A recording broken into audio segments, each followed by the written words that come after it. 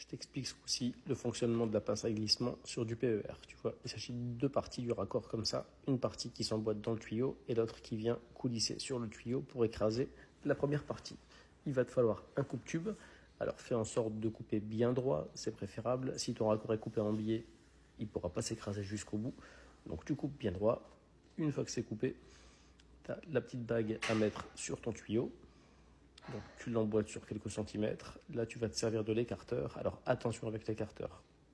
Tu vois, ça s'écrase doucement comme ça. Une fois que tu l'ouvres, si tu l'ouvres à fond d'un coup, tu vois les traits blancs apparaître. Tu vois, si tu vois ça, tu recommences parce que ton sertissage va mal se passer. Donc tu recoupes bien droit et je te montre comment on fait pour écarter correctement.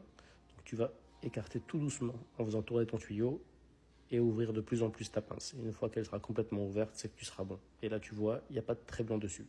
S'il n'y a pas de trait blanc, tu vois l'encolure, elle est correcte. C'est que là, tu es prêt à emboîter ta deuxième partie. Tu l'emboîtes au maximum. En général, il reste un trait, il te reste 1 ou 2 mm. Tu ravances la rondelle et ensuite, tu vas prendre la pince qui va te servir à faire le glissement. Ces pinces-là sont faites pour du PER de 12 et de 16, tu as différents embouts qui se démontent avec un quart de tour, donc tu as ceux qui vont te servir pour les coudes et pour les T, comme ceux-là, ils sont un peu incurvés de chaque côté. Tu as ceux qui vont te servir pour les écrous libres, pour les raccords fixes ou pour les raccords droits d'une seule partie, et après, tu as des jonctions de tes tuyaux. Tu mets le bon embout, moi je mets pour faire une jonction égale mais d'un seul côté, donc je mets celui-ci. Tu vas emboîter le tuyau entre les deux, bien droit, et là tu vas presser doucement.